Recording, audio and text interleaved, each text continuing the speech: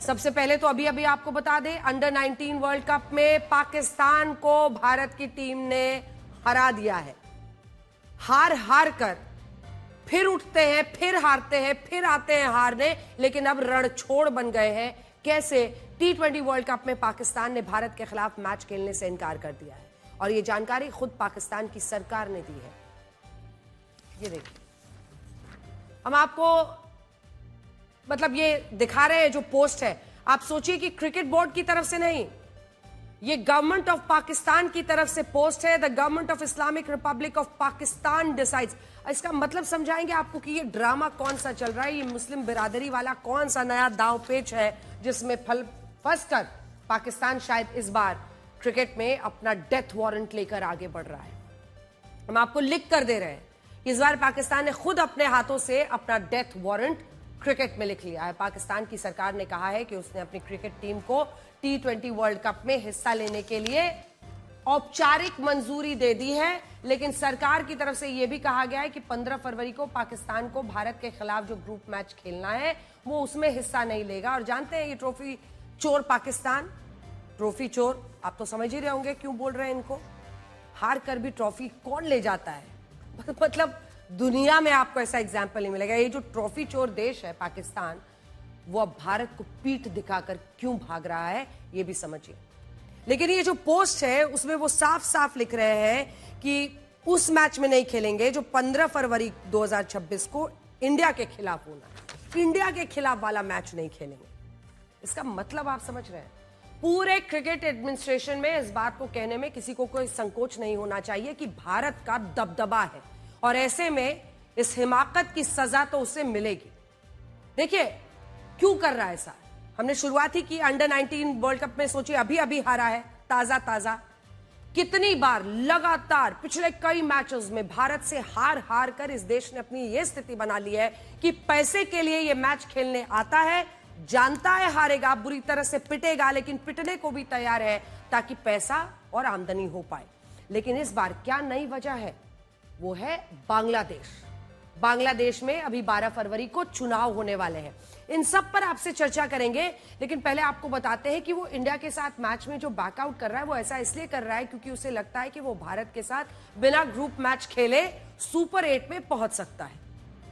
कैसे? इस बार T20 world cup में कुल 20 देशों की टीमें हिस्सा ले रही हैं, जिनमें ग्रुप ए में भारत के साथ पाकिस्तान, नामीबिया, नीदरलैंड्स और अमेरिका को रखा गया है। अब पाकिस्तान की टीम ये सोच रही है कि वो नामीबिया, नीदरलैंड और अमेरिका जैसी कमजोर टीमों को हराकर सुपर 8 में पहुंच सकती है, तो वो भारत के खिलाफ क्यों खेले? यानी भारत से हार कर जो बेइज्जती होगी वो बेइज्जती पाकिस्तान के ये खिलाड़ी क्यों उठाए? और इसीलिए पाकिस्तान ने 15 फरवरी को भारत के खिलाफ मैच खेलने से इनकार कर दिया। पाकिस्तान ये नाटक भी तब कर रहा है जब उसे भारत के खिलाफ अपने श्रीलंका में खेलने हैं अपने मैचेस, और पाकिस्तान यहां यह भी नहीं कह सकता कि वो सुरक्षा कारणों से मैच को नहीं खेलना चाहता। ऐसी स्थिति में आईसीसी का फैसला अंतिम फैसला होगा और आईसीसी ही यह तय करेगा कि क्या पाकिस्तान का वर्ल्ड कप में भारत को पीठ दिखाकर भागना और मैच खेलने से इनकार कर देना सही हो सकता है। अगर आईसीसी इसे नियमों के विरुद्ध मानता है तो पाकिस्तान की टीम वर्ल्ड कप से डिस्क्वालीफाई हो सकती है। आपको भारत के उस आम बजट के बारे में बताते हैं जिसकी आज पूरे देश में चर्चा हो रही है। हालांकि इस आम बजट को आप तब तक नहीं समझ सकते जब तक कि आपको इन 5 बातों के बारे में पता नहीं होगा। इनमें सबसे पहली और जरूरी बात यह है कि इस साल केंद्र सरकार देश चलाने पर कुल 53,47,000 करोड़ रुपए खर्च करेगी। ये बातें आपको किसी ने नहीं बताई हैं, हम आपके लिए कुछ अलग नंबर्स लेकर आए हैं। कुल खर्च कितना देश चलाने पर? पूरा जो किटी है सरकार का वो पैसा है 53,47,000 करोड़ रुपए, जो पिछले साल के मुकाबले 2,82,000 करोड़ रुपए ज्यादा है और इसमें 5.5% की वृद्धि हुई है जो आप देख रहे हैं। अगर पूरी आबादी के हिसाब से देखें तो सरकार 145 करोड़ लोगों में इस साल हर व्यक्ति पर औसतन कितना खर्च करेगी? 36,878 रुपए। और ये पैसा प्रत्यक्ष रूप से खर्च नहीं होगा, बल्कि ये पैसा सरकारी योजनाओं, विकास के काम और इसी के जरिए देश में अगले 1 साल तक खर्च किया जाएगा। दूसरा साल 2014-15 के मुकाबले जो दूसरी बड़ी चीज है, साल 2014-15 से अगर देखिए तो 14-15 के मुकाबले देश के आम बजट में 198% की ऐतिहासिक वृद्धि हुई है। जब 2014-15 में मोदी सरकार ने अपना पहला आम बजट पेश किया था, तब वो बजट 17,95,000 करोड़ रुपए का था, लेकिन अब यह बजट 35,52,000 करोड़ रुपए बढ़कर 53,47,000 करोड़ रुपए का हो गया है। बड़ी बात यह है कि आज पाकिस्तान में भी भारत के इस बजट की काफी चर्चा हो रही है, क्योंकि भारत का सिर्फ एक साल का बजट पाकिस्तान की पूरी अर्थव्यवस्था से भी 15 लाख करोड़ रुपए ज्यादा है। पाकिस्तान की पूरी अर्थव्यवस्था 38 लाख करोड़ रुपए की है और भारत का एक साल का बजट लगभग 53.5 लाख करोड़ रुपए है। तीसरी बड़ी बात यह है कि भारत का सालाना बजट दुनिया का 5वां सबसे बड़ा बजट बन गया है। इनमें अमेरिका का बजट 643 लाख करोड़ रुपए का है, चाइना का बजट 378 लाख करोड़ रुपए का है, ब्रिटेन का बजट 155 लाख करोड़ रुपए का है, जापान का 72 लाख करोड़ का है और 5वें स्थान पर अब भारत का बजट 53,47,000 करोड़ रुपए का है। आज से 2 दशक पहले तक भारत का सालाना बजट दुनिया के टॉप 20 बजट में भी नहीं आता था, लेकिन अब जर्मनी, फ्रांस और यहां तक कि रशिया का सालाना बजट भी भारत से पीछे है। यहां आपको यह भी देखना चाहिए कि भारत पर जो कुल कर्ज है वो कितना है। आज के बजट के मुताबिक भारत पर कुल कर्ज 214,82,000 करोड़ रुपए का हो गया है, जो पिछले साल के मुकाबले 33 लाख करोड़ रुपए ज्यादा है। इनमें भी जो कर्ज देश के अंदर बैंकों, बीमा कंपनियों, pension fund, RBI government bonds से लिया गया है, वो कर्ज 207,70,000 करोड़ रुपए का है, जबकि जो कर्ज दूसरे देशों से लिया गया है वो है 7,11,000 करोड़ रुपए का। यानी भारत के कुल कर्ज में विदेशी कर्ज का हिस्सा 3% ही है। इसका एक मतलब यह भी है कि अगर भविष्य में कोई देश हम पर कर्ज लौटाने के लिए दबाव बनाता है तो हम इस दबाव में नहीं आएंगे, क्योंकि हमारा विदेशी कर्ज ज्यादा नहीं है।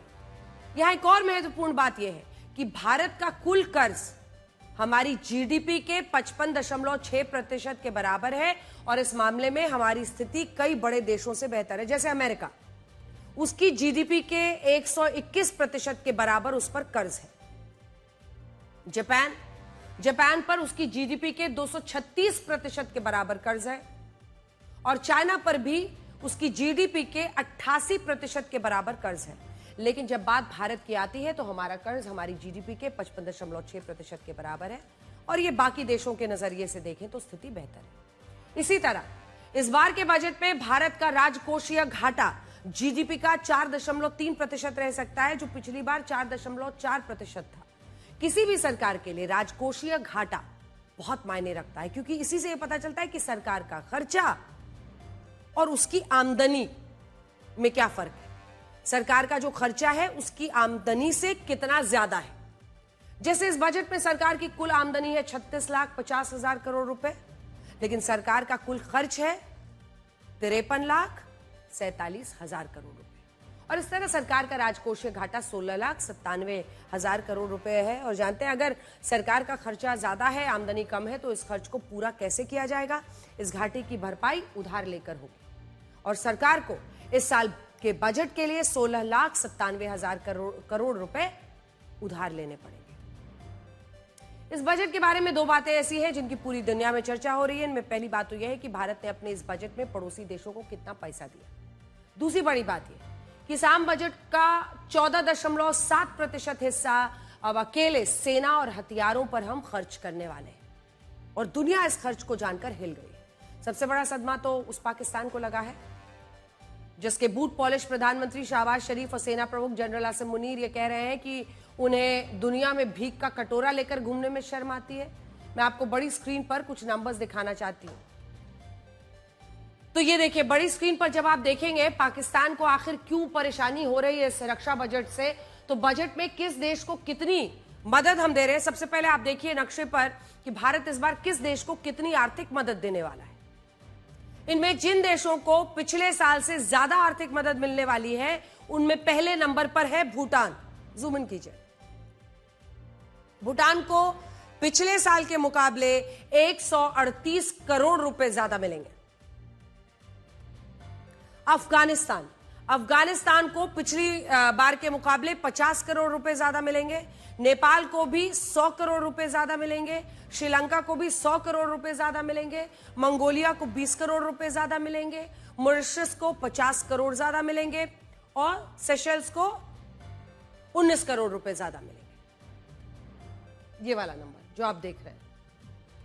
अब देखिए किन किन के बजट में जो हम पैसा देते थे पहले, उसमें हमने कमी कर दी है कटौती। जिन देशों की आर्थिक मदद भारत ने घटा दी है उनमें पहले नंबर पर है बांग्लादेश। हाल की हरकतें आपने बांग्लादेश की देखी होंगी और इसीलिए बांग्लादेश को जो हम 60 करोड़ देते थे वो 60 करोड़ हमने खत्म कर दिया है। बांग्लादेश को पिछले साल 120 करोड़ रुपए मिले थे, लेकिन इस बार मिलेंगे सिर्फ 60 करोड़। दूसरे नंबर पर मालदीव्स को भी 600 करोड़ की जगह अब 550 करोड़ रुपए मिलेंगे, 50 घटा दिया। म्यांमार जिसको इस बार 300 करोड़ मिलेंगे, पहले 350 मिलते थे, 50 कम। और ईरान को 0, जिसको हम पहले लगभग 400 करोड़ रुपए देते थे। क्योंकि देखिए इस बार ईरान के चाबहार पोर्ट को भारत ने कोई पैसा नहीं दिया है, जबकि पिछली बार इसके लिए हमने 400 करोड़ रुपए दिए थे। हमारे लिए स्ट्रेटेजिकली ये चाबहार पोर्ट बहुत इंपॉर्टेंट था, लेकिन अभी जो परिस्थितियां हैं काम रुका हुआ है। इससे आप ये समझ पाएंगे कि जो देश भारत के पक्ष में है उन्हें तो इनाम भी मिला और उन पर सरकार ने भरोसा जताते हुए उनकी आर्थिक मदद भी बढ़ाई है। लेकिन बांग्लादेश की आर्थिक मदद आधी करके और मालदीव्स और म्यांमार की फंडिंग को कम करके भारत ने बता दिया है कि हमारे खिलाफ जो काम करेगा हम भी उसे अब ज्यादा महत्व नहीं देंगे। पाकिस्तान भारत का इकलौता ऐसा पड़ोसी देश है जिसे आर्थिक मदद की जरूरत तो बहुत है, लेकिन हम पाकिस्तान को एक फूटी कौड़ी नहीं देते। वैसे भी आजकल पाकिस्तान का क्या हाल हो गया है उसे आप प्रधानमंत्री शहबाज शरीफ के इस बयान से समझ सकते हैं। शहबाज शरीफ ने इस्लामाबाद के एक कार्यक्रम में कहा है कि वो और फील्ड मार्शल आसिम मुनीर जब दूसरे देशों में कर्ज मांगने के लिए जाते हैं तो उनका सिर शर्म से झुक जाता है। कई बार कर्ज लेने के लिए वो दूसरे देशों की शर्तों को मानने से इनकार भी नहीं कर पाते। हम इस बयान को एक टाइटल देना चाहते। ये पाकिस्तान की पिछली पीढ़ियां और आने वाली पीढ़ियों के लिए एक ऐसा दस्तावेज है जिससे वो हमेशा ये जान पाएंगे कि इस देश की सेना ने, इस देश की सरकार ने आज उनको भिखमंगा घोषित कर लिया है। ये सदी का सबसे बड़ा कबूलनामा है। हम पाकिस्तान की गरीबी का वैसे मजाक तो नहीं उड़ाना चाहते, लेकिन सच यही है कि आज जब पाकिस्तान दुनिया में दर दर भीख मांग रहा है, तब उसी दौरान भारत ने अपने पड़ोसी और मित्र देशों के लिए आर्थिक मदद का ऐलान किया है। और इससे भी बड़ी बात यह है कि हमारे रक्षा बजट ने तो सबके होश उड़ा दिए हैं। मैं आपको बड़ी स्क्रीन पर इसे दिखाना चाहती हूं, क्योंकि ऑपरेशन सिंदूर के बाद वैश्विक अस्थिरता के बीच और जो स्थिति पाकिस्तान जैसे मुल्क की है, भारत ने इस ओर ध्यान दिया है। इस साल भारत का रक्षा बजट 7,85,000 करोड़ रुपए होगा, जो पिछले साल 6,81,000 करोड़ रुपए था। तो सीधे आप देख सकते हैं 1,04,000 करोड़ का ये सीधा इसमें इजाफा किया गया है।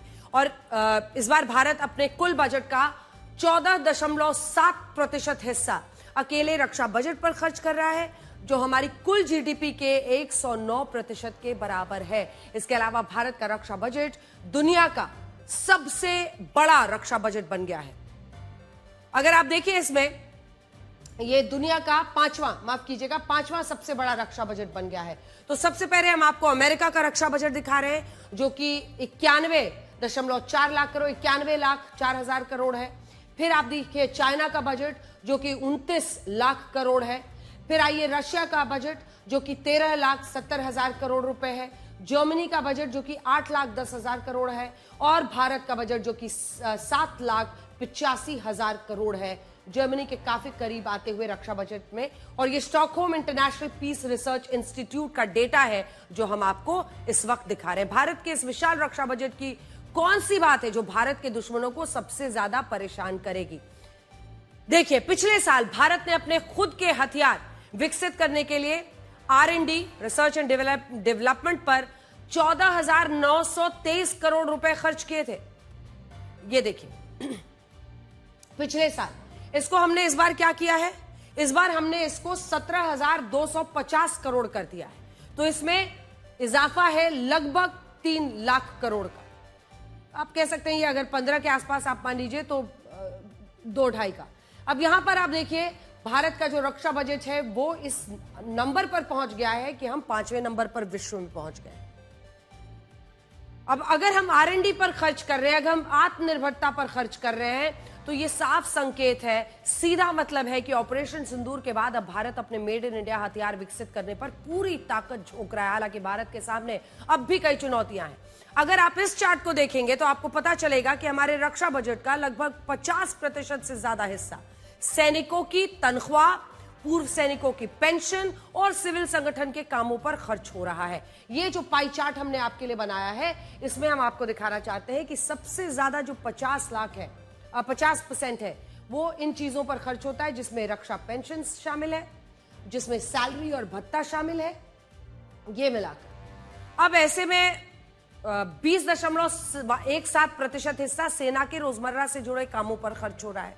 27.95% आप देखिए खर्च हो रहा है कुल मिलाकर कैपिटल से जुड़े कामों पर, मतलब वहां पर अगर आपको कैपिटल एक्सपेंडिचर आर्मी को करना है, ये वो पैसा है जो नए नए हथियारों, सेना को आधुनिक बनाने पर खर्च हो रहा है। और इस बार सरकार ने इनमें 24% की वृद्धि की है।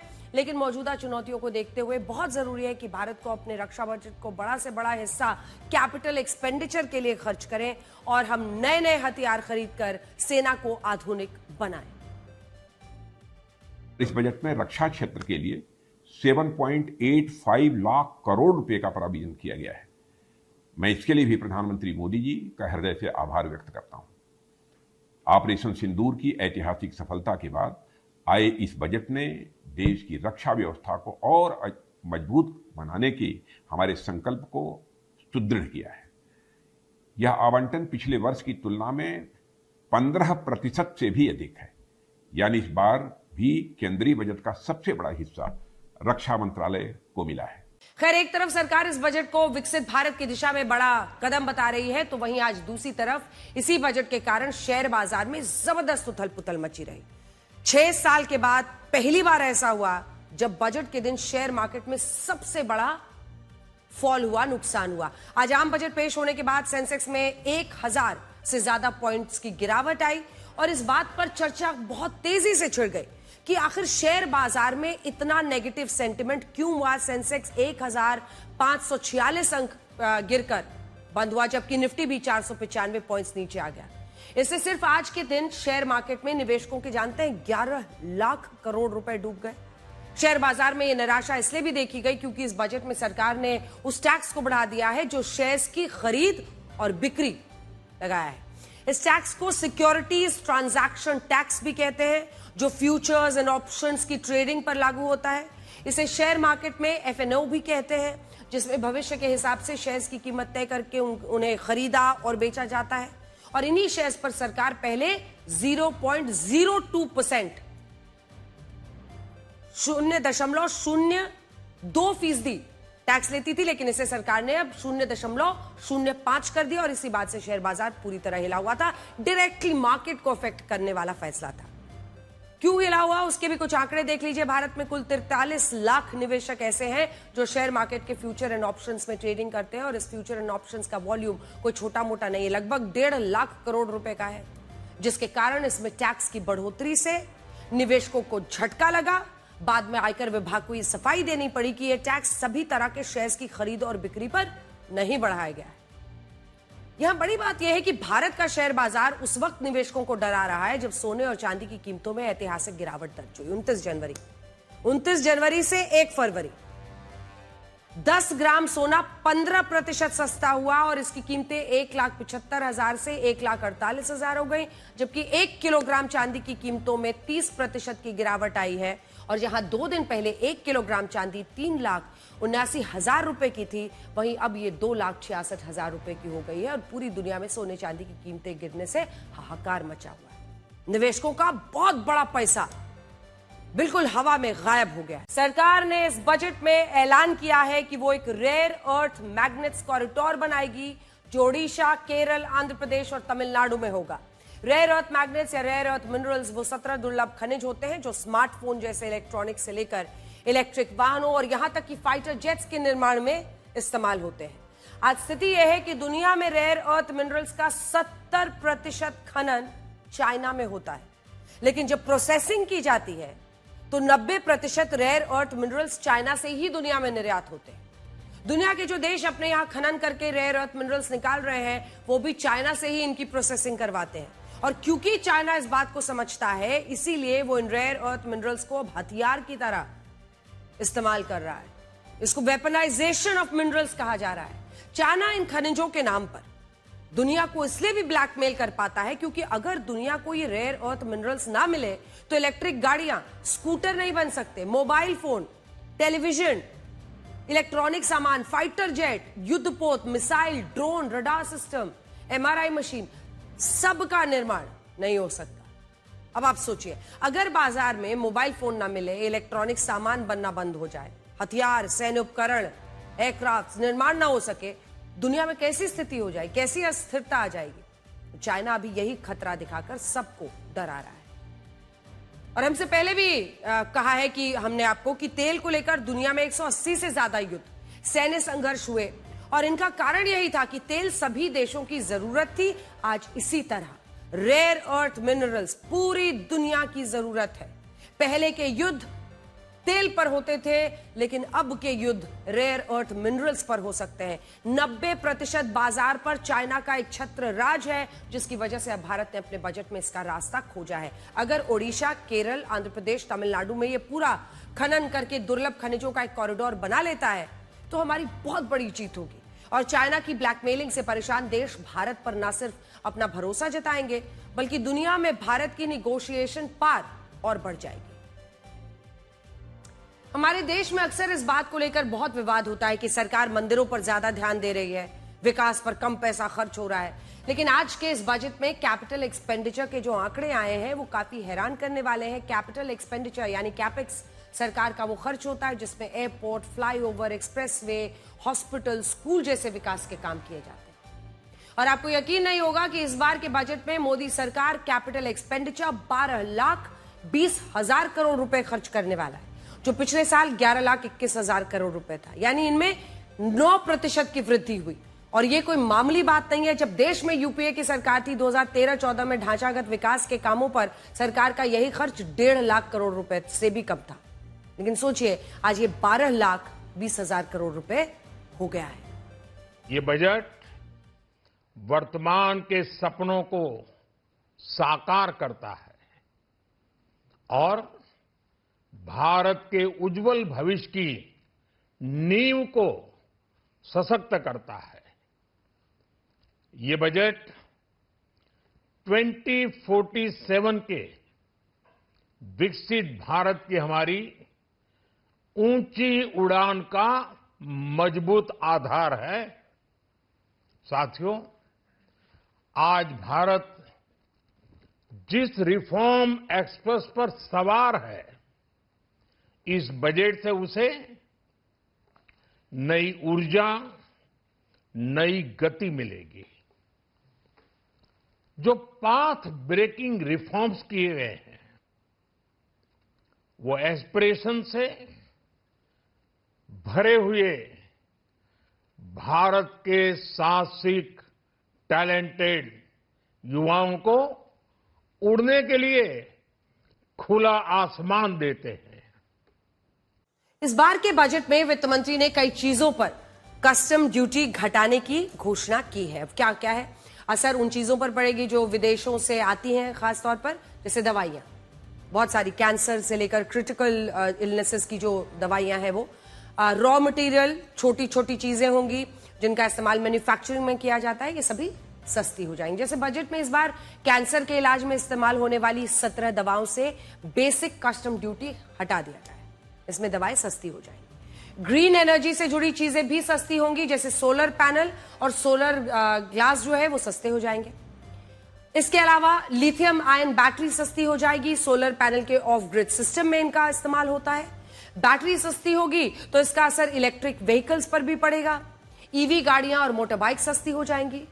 कपड़े सस्ते होंगे क्योंकि बजट में नेशनल फाइबर स्कीम का ऐलान किया गया है, जिसके तहत कपड़ा बनाने की लागत कम करने की कोशिश है।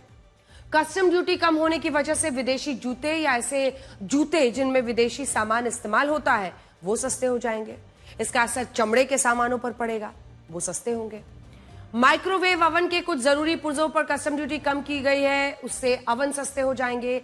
बायोगैस मिक्स सीएनजी सस्ती हो जाएगी, क्योंकि एक्साइज की कैलकुलेशन में बायोगैस वाले हिस्से पर टैक्स नहीं लगेगा, इसलिए कीमत कम होगी। विदेश में पढ़ना घूमना सस्ता हो जाएगा, क्योंकि पढ़ाई के लिए पैसा भेजने पर लगने वाला टैक्स कलेक्टेड एट सोर्स 5% से घटकर 2% हो जाएगा। इसी तरह से विदेश के टूर पैकेज पर टीसीएस 2% कर दिया गया है। बजट में कुछ ऐसे प्रावधान किए गए हैं जिनसे कुछ चीजें महंगी होंगी तो कुछ सस्ता, कुछ महंगा। शेयर बाजार में वायदा कारोबार करना महंगा हो जाएगा, क्योंकि फ्यूचर ट्रेडिंग पर सिक्योरिटी ट्रांजैक्शन टैक्स को 0.02% से बढ़ाकर 0.05 कर दिया गया है। ऑप्शन ट्रेडिंग पर एसटीटी 0.15% कर दिया गया है।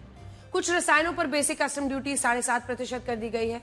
इंपोर्ट ड्यूटी बढ़ाए जाने की वजह से खनिज और स्क्रैप महंगे होंगे। ये कच्चे माल की तरह फैक्ट्रियों में इस्तेमाल होते हैं। शराब महंगी हो जाएगी, क्योंकि टैक्स कलेक्टेड एट सोर्स 1% से अब बढ़कर 2% कर दिया गया है।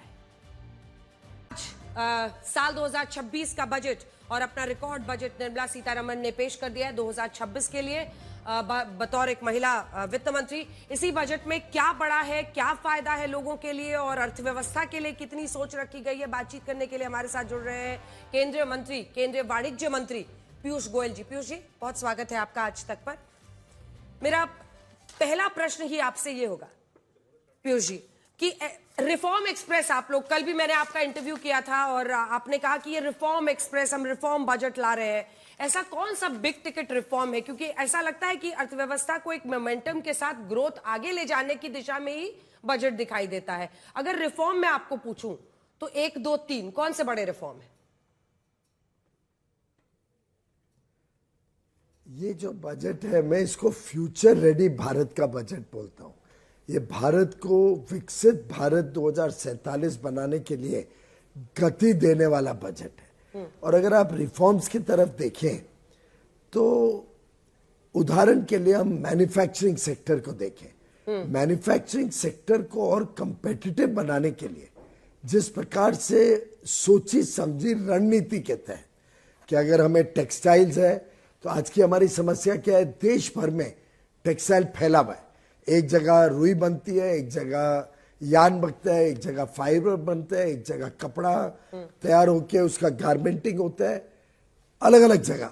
उसके बदले बड़े टेक्सटाइल पार्क्स, पहले पीएम मित्र पार्क बनाए थे, वो बड़ा सफल प्रयोग रहा, तो और टेक्सटाइल पार्क बनाए और उसमें मैनमेड फाइबर, क्योंकि 2/3 अंतरराष्ट्रीय व्यापार मैनमेड फाइबर का, तो उस पर फोकस किया गया। एमएसएमई सेक्टर है, एमएसएमई सेक्टर के लिए 10,000 करोड़ रुपए सुनिश्चित किए गए हैं कि चैंपियंस बनाए, उनको बड़ा होने दें। और एमएसएमई जब एक्सपोर्ट करता है तो उसका एक्सपोर्ट टर्नओवर पकड़ा नहीं जाते उसके एमएसएमई स्टेटस में, तो उनको भी बड़ा बनने के लिए हम प्रोत्साहन देना चाहते हैं। तो एक प्रकार से ये बजट अलग अलग चीजों को एड्रेस करता है। ठीक है, मैंने शायद कल आपके इंटरव्यू में केमिकल के बारे में भी जिक्र किया था, कैसे केमिकल इंडस्ट्री का बहुत बड़ा स्कोप है। अब इसमें केमिकल जोन्स बनाने की बात की गई है। पोर्ट के नजदीक 3 बड़े केमिकल जोन बने अगर, तो लाखों लोगों को काम भी मिलेगा और हमारी डिपेंडेंस आयात के ऊपर, इंपोर्ट के ऊपर कम होगी और हम एक एक्सपोर्ट करना का देश बन सकते हैं केमिकल्स। तो बहुत सारी चीजें इस बजट में मिलती है। जितनी गहराई में जाओगे उतना आनंद आएगा। और पीयूष जी, एक्सपोर्ट, विपक्ष को बहुत आनंद नहीं आ रहा है, लेकिन मैं उसमें बाद में आऊंगी। लेकिन एक्सपोर्ट को लेकर काफी आप उत्साहित दिख रहे हैं और ऐसा लग रहा है कि कल से कंटिन्यूटी में ये आगे चल रहा है, क्योंकि आपका कहना था कि बांग्लादेश और वियतनाम जैसे देशों ने जैसे इस वक्त टेक्सटाइल पे वो किया हुआ है, हमारे लिए एक बड़ा ऑप्शन खुलता है और टेक्सटाइल हब्स की बात इसमें की गई है। लेकिन मैं दूसरा सवाल आपसे पूछ रही हूं, अभी वैश्विक परिस्थितियां जो है उसमें एक अस्थिरता है, क्या वो जियोपॉलिटिकल इंस्टेबिलिटी या फिर वॉलेटिलिटी कह लीजिए, अमेरिका के लगाए हुए 25% यानी कुल 50% जो टैरिफ्स है, इन सब का साया भी दिख रहा है? क्योंकि एक वैश्विक प्रतिस्पर्धा जो हम देख रहे हैं, जैसे रेयर अर्थ कॉरिडोर एक बनाना, क्या भारत को भी समझ में आ रहा है कि चाइना इस दम पर अमेरिका से सीधा टकराता है या फिर अपने शर्तों पर डील करता है? ये ऐसी आत्मनिर्भरता है जिस पर भारत, क्या अमेरिका के अतिरिक्त टैरिफ का साया भी इस बजट पर है? सबसे पहले तो मैं बताऊं कि यूनाइटेड स्टेट्स ऑफ अमेरिका के साथ अच्छी बातचीत चल रही है, अच्छा प्रोग्रेस हो रहा है, और मैं नहीं समझता हूं कि कोई भी बजट एक देश के व्यापारिक संबंध के हिसाब से बनाया जाता है।